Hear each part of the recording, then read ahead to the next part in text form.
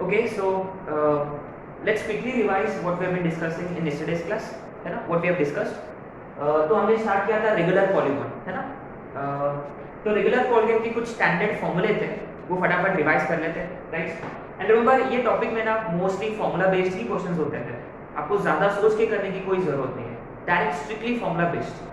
Apply formula and get the answer, as simple as such. ठीक है, तो फॉर्मूले का रोल ज़्यादा होता है इसमें, राइट. अच्छा, तो रेगुलर पॉलीगॉन का मतलब क्या होता है कि पॉलीगॉन में normal polygon has an sides से, तो इसमें साइड्स और एंगल्स अलग अलग हो सकते हैं, लेकिन रेगुलर पॉलीगॉन में सारे साइड्स और सारे एंगल्स इक्वल होते हैं. That's what differentiates regular polygon from a normal polygon, है ना. रेगुलर पॉलीगॉन का मतलब regular triangle is equilateral triangle, regular quadrilateral is square, है ना. ये जो स्टैंडर्ड है जो हम जानते हैं पहले से. और 5 साइड्स का रेगुलर पेंटागन ही बोलते हैं, रेगुलर हेक्सागन और सेप्टागन, ऑक्टागन, डोनेगन और डेकागन, जो हमने कल किया था, राइट. अच्छा, अब आते हैं हम कुछ स्टैंडर्ड फॉर्मूले पे.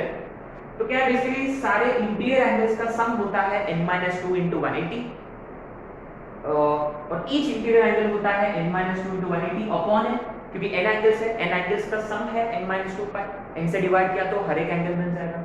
एक्सटीरियर एंगल होता है 360 upon n, very very important. each extent is given by 360 upon n and interior angle plus exterior angle is given by interior और एक्सटीरियर का सम हमेशा 180 होता है. एंड मोरओवर ये जो 2 पाई अपॉन n है ना, this is also equal to, this is also angle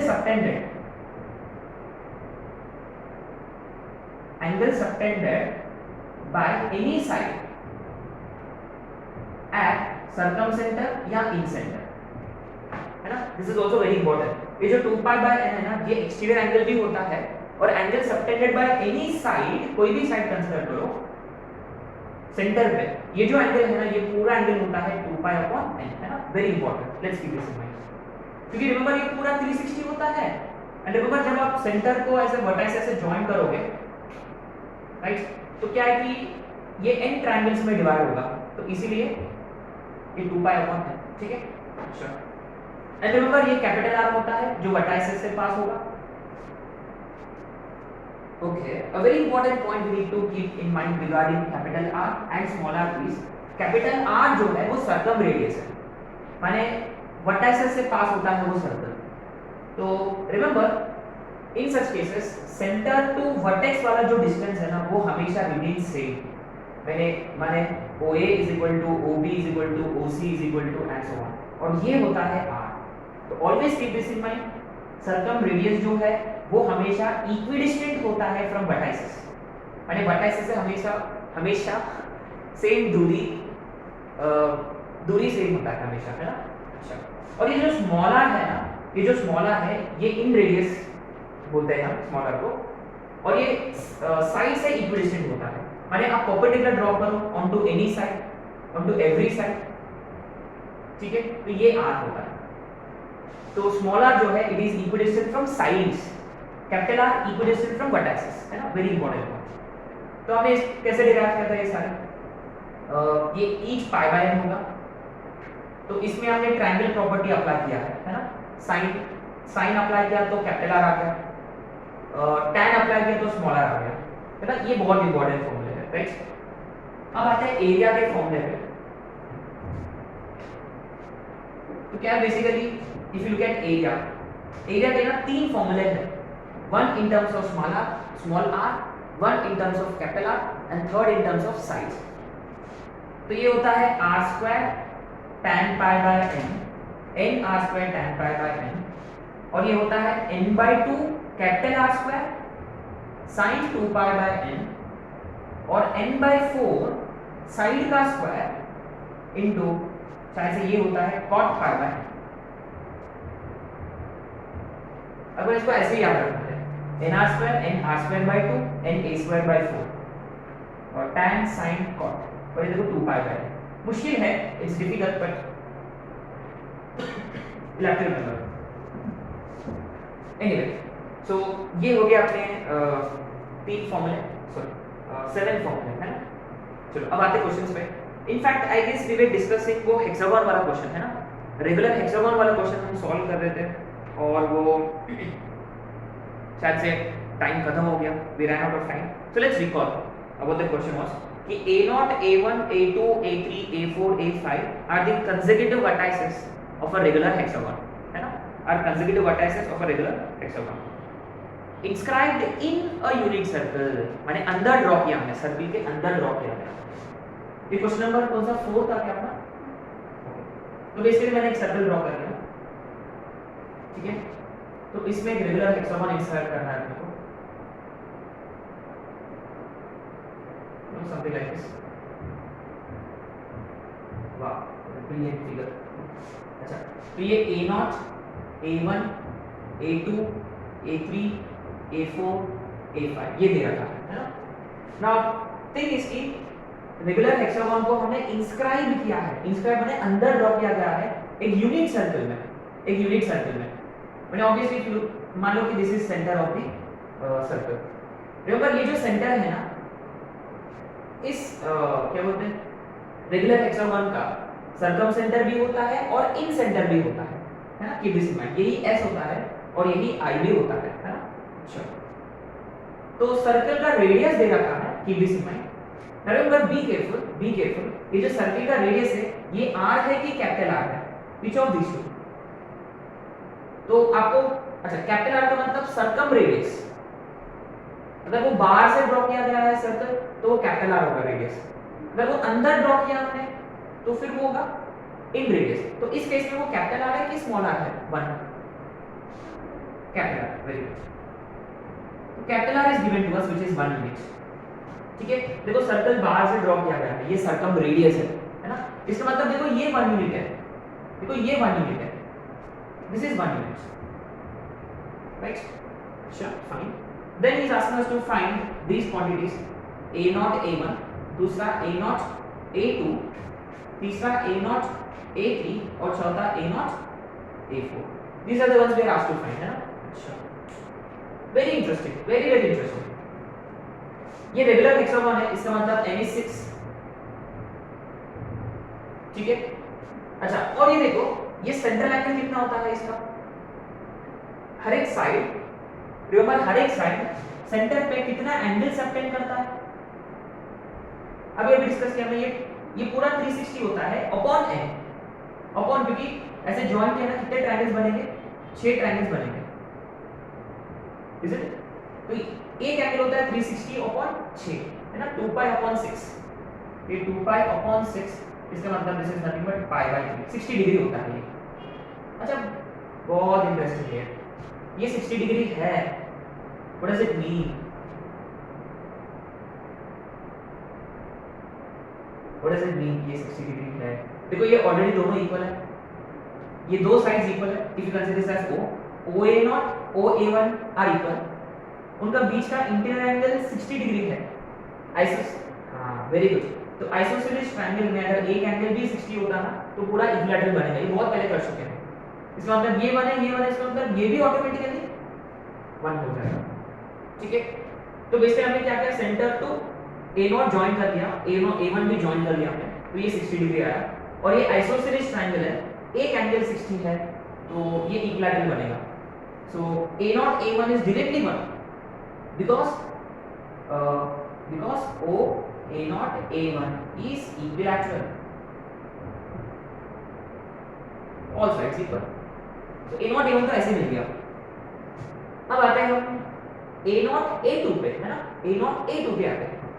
तो इसके लिए ना एक काम करूंगा मैं, I am gonna remove this, I am gonna join A0 A2, A0 A2 join कर लिया, ठीक है, श्योर। अच्छा, A0 A1 1 होता तो A1 A2 कितना होना चाहिए? If A0 A1 is 1, how much would be A1 A2?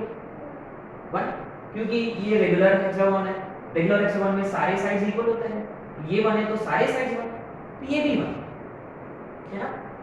अच्छा, आपने नोटिस किया ये ट्रायंगल में दो साइड्स आते हैं, very good, this angle has to be 120. Why is it so? Again, each interior angle is n minus 2 pi by n. ये अभी किया ये सेंट्रल एंगल कितना आ रहा था 60, वही एक्सटीरियर एंगल होता है। अगर वो 60 एक्सटीरियर एंगल है तो इंटीरियर एंगल होना चाहिए 120, क्योंकि इंटीरियर प्लस एक्सटीरियर इज 180, है ना guys. Keep this in mind, ये जो एंगल सबटेंडेड है ना, इसको हम दूसरा नाम देंगे सेंट्रल एंगल। ये एक्सटीरियर एंगल भी होता है, keep this in mind, shortcut trick. So exterior angle और central angle one and the same, और सेंट्रल एंगल आया अपना 60 डिग्री, ये 60 है तो ये 120 होना चाहिए ऑटोमेटिकली, है ना। अच्छा, two sides included angle, we want to find third side, कौन सा रूल लगेगा? वेरी गुड, सिंपल है। तो a0 a2 का square c square, think of it as c square is equal to a square plus b square, a square plus b square minus 2 ab 1 into 1 into cos 120, cos 120 होता है -1/2, ठीक है। 1 plus 1 plus 1 which is 3, therefore a0 a2 is √3, ये आ गया √3, ठीक है। Very interesting, a0 a2 is √3, अच्छा। अब आते हैं हम a0 a3 पे, है ना, a0 a3 पे। Do we see something interesting here? What is it that we see interesting about a0 a3? ये वेरी गुड, ये डायमीटर है, ये 1 यूनिट, तो ये भी 1 यूनिट, तो डायमीटर कितना होगा 2 units, as simple as that, nice, as simple as that. अच्छा, अब अपने को क्या फाइंड करना है? a0 a4 फाइंड करना है, माने ये वाला डिस्टेंस। अच्छा, do we see symmetry here? Do see symmetry? Of course, isn't it? ये देखो a0 a2 जितना है उतना ही a0 a4 होगा, ऐसे बोल सकते हैं क्या? Can we say that? Yes, why not? ये देखो सिमेट्री के हिसाब से ये जितना है ये भी उतना ही होना चाहिए, है ना। अब इजीली प्रूव भी कर सकते हो, देखो ये 1 है, ये 1 है, ये भी वापस 120 है, पर ये सब करने की कोई जरूरत नहीं है, आप डायरेक्टली सिमेट्री के हिसाब से ले सकते हो, this is √3,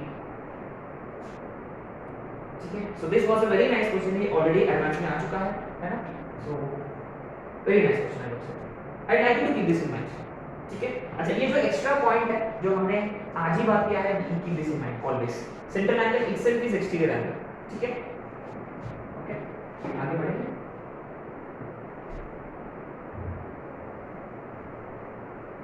Also keep this in mind, circumscribing, inscribing, you need to understand those terms very well. अब आगे क्वेश्चन नंबर 5 है, right. A regular pentagon and a regular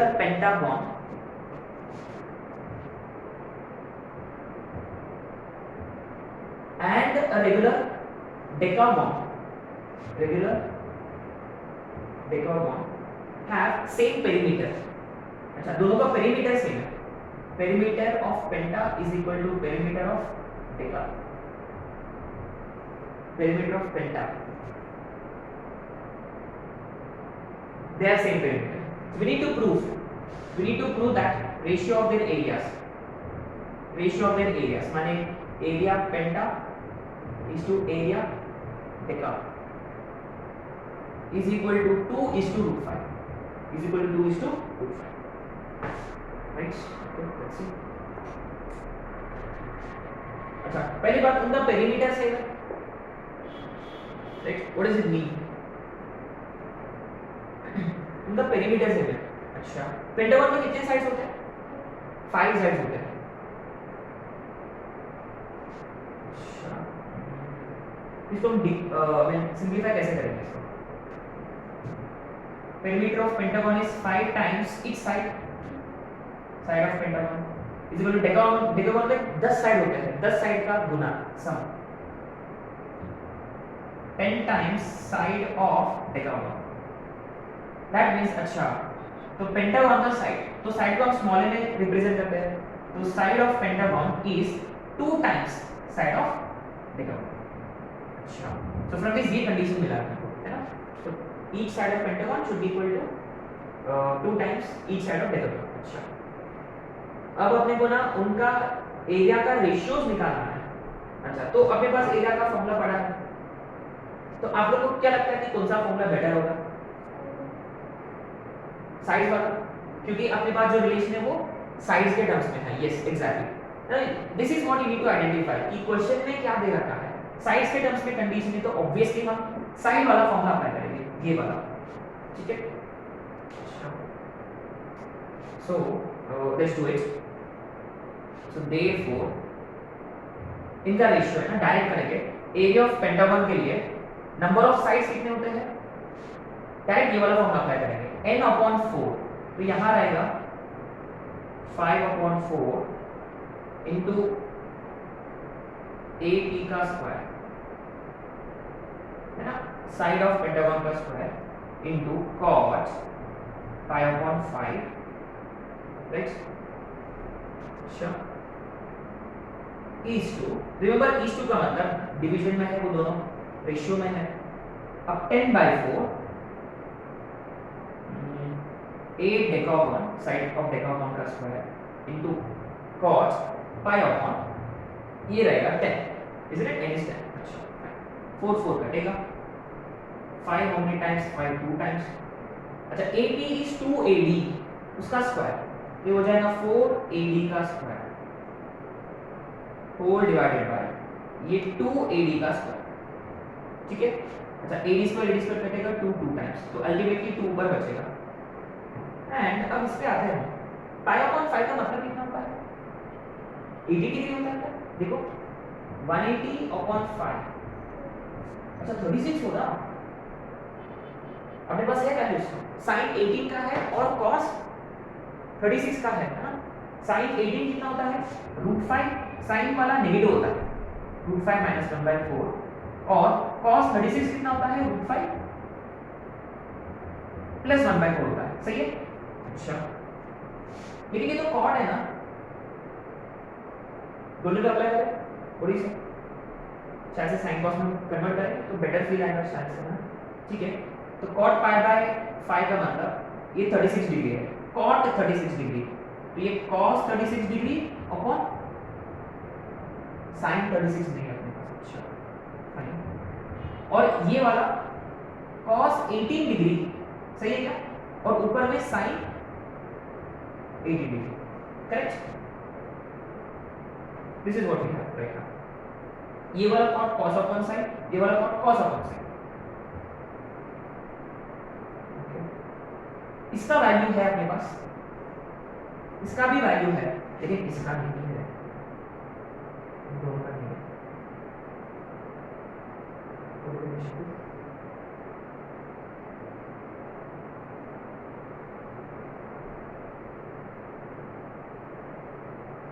double angle form मेरी, अच्छा डबल एंगल अप्लाई किया तो ये 2 sin 18 degree cos 80 degree होगा, sin 80 degree sin 80 degree कटेगा और cos स्क्वायर 18 डिग्री वो चलेगा अपने को, cos square which is 1 minus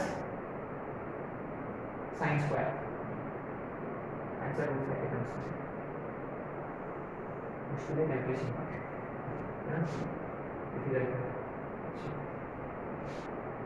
I don't know, शायद से हो जाएगा, देखते हैं ना, let's give it a try। तो ये 2, ये वाला तो वैसे के वैसे है, cos 36 का वैल्यू है ना अपने पास, ये सब्स्टिट्यूट करेंगे √5 + 1/4, और ये sin 18 को वैसे के वैसे लिख दिया मैंने, और नीचे में ये sin 36 को 2 sin 18 डिग्री cos 18 डिग्री और ये cos 18 डिग्री, तो ये 2 कटेगा और ये भी कटेगा, और नीचे में है cos स्क्वायर 18 डिग्री। अच्छा हम डबल एंगल फॉर्मूला भी अप्लाई कर सकते हैं, square to double angle, why not, क्योंकि अपने पास cos 36 है ना, हां व्हाई नॉट। तो ऊपर में √5 + 1/4 है, होल डिवाइडेड बाय, देखो cos square 18 degree, cos square theta, cos square theta का फॉर्मूला 1 + cos 2 थीटा अपॉन 2, ये सही है क्या, रिमेंबर ये होल डिवाइडेड 1 है ना, cos स्क्वायर 18 को हमने लिख दिया 1 + cos 36 degree upon 2, cos 36 is again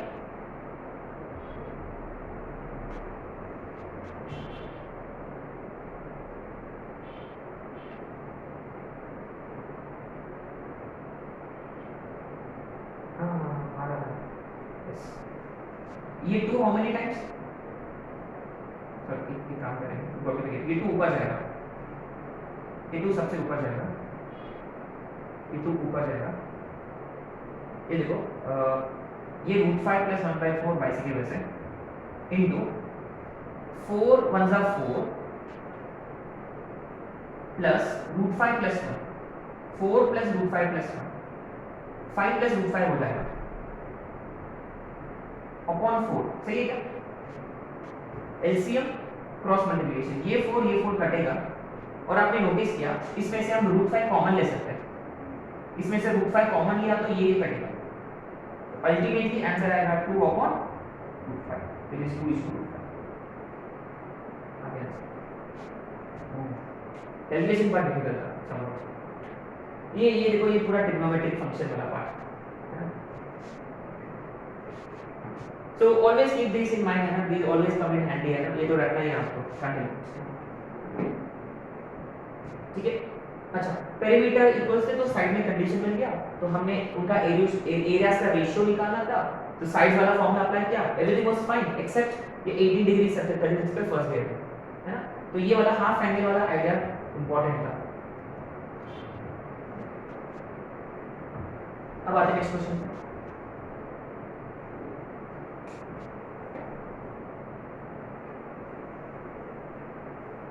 this will be question number 6, right? The number of sides of two regular polygons, the number of sides of two regular polygons are in the ratio 1:2, number of sides are in the ratio, number of sides are in the ratio 1:2, right, of two regular polygons। so what is meaning of this?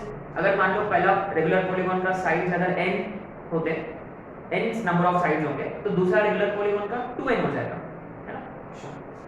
And difference between their exterior angles, difference of their exterior angles, तो difference of exterior angles is π/4, then find the number of sides of the polygons, then find the number of sides of the polygons। so do we have formula for exterior angle है ना अपने पास 2π/n, so probably we just have to apply that है ना, so 2π/n1 minus 2π/n2 is π/4, let n1 be number of sides of first polygon and n2 be number of sides of second polygon, क्योंकि दोनों का n अलग अलग है, in fact उनका जो रेशियो है वो दे रहा है n1:n2 is 1:2, इसका मतलब n1/n2 is 1/2, so n2 is 2n1,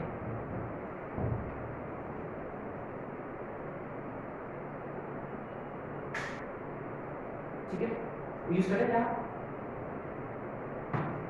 अच्छा पाई कटेगा हर जगह, 2/n1 minus 2/n2, n2 is 1/4, ये 2 कटेगा, तो 2/n1 minus 1/n1 is 1/4, interesting, 2 minus 1 1 होता है, तो n1 is 4, अगर n1 4 होता तो n2 ऑटोमेटिकली इसके हिसाब से 8 हो जाएगा। अरे तो बहुत ही सिली क्वेश्चन था, is it? So anyway, difference of their exterior angles is given to us, so 2π/n is the formula, n1 और दूसरा इसका n2, और उनके बीच का नंबर ऑफ साइड्स का रेशियो दे रखा है, तो यहाँ यूज किया हमने, was an easy question। so next would be the last question based on regular polygons, right? The area of circle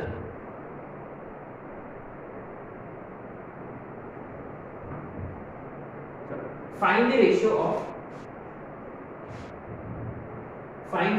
of area of circle and area of a regular polygon of n sides। Find the ratio of area of circle and area of regular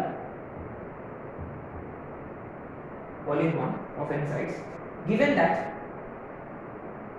their perimeters are equal, given that their perimeters are equal. Given that their perimeters are equal. Right? The perimeters equal है और इसमें n sides है. Let the radius of the circle be r. Say, है ना? Let the radius be r. है ना? Consider कर सकते हैं. Let the number of sides be n. तो given की perimeter of circle is perimeter of polygon. Perimeter of circle होता है 2 pi r और perimeter of polygon होता है n into side. Let's consider each side with a. n a.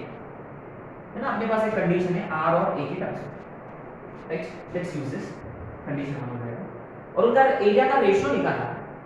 तो simply area of circle upon area of polygon is area of circle तो obviously pi r square upon and remember ये smaller is not in radius. ऐसा कोई condition नहीं है कि ये इन circle है कि सर्कम सर्कल है. Nothing is given to us. Right?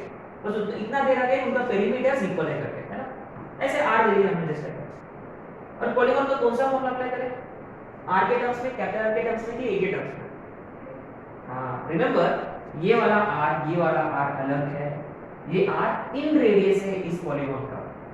But remember ये वाला r कोई रैंडम सर्कल है. So do not gate confused between this r and this r, है ना?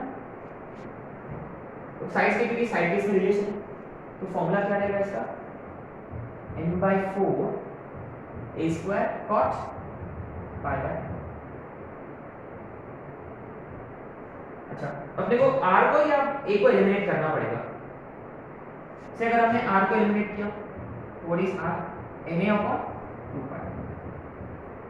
या सब्स्टिट्यूट करेंगे pi into r का square n square a square upon 4 pi square all divided by n/4 a square cot pi by n.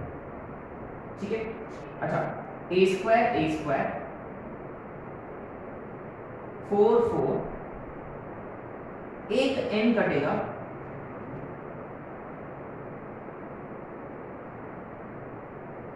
अच्छा,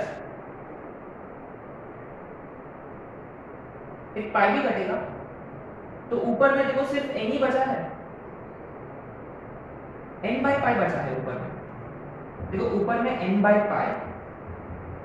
whole divided by cot pi by. माने इसका जो ratio रहेगा it is n upon pi is to cot pi by. ये n upon pi doesn't make sense है ना? pi upon n. अच्छा, इसको हम ऐसे लिखेंगे.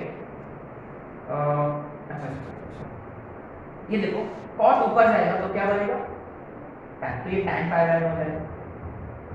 और n/pi को जब नीचे लिखेंगे तो ये क्या हो जाएगा? pi by. सही है? अब इसको हम ऐसे लिखेंगे tan pi by n is to pi by. ये आपका फाइनल आंसर है ना? ये ज्यादा खूबसूरत है compare to the earlier. Right?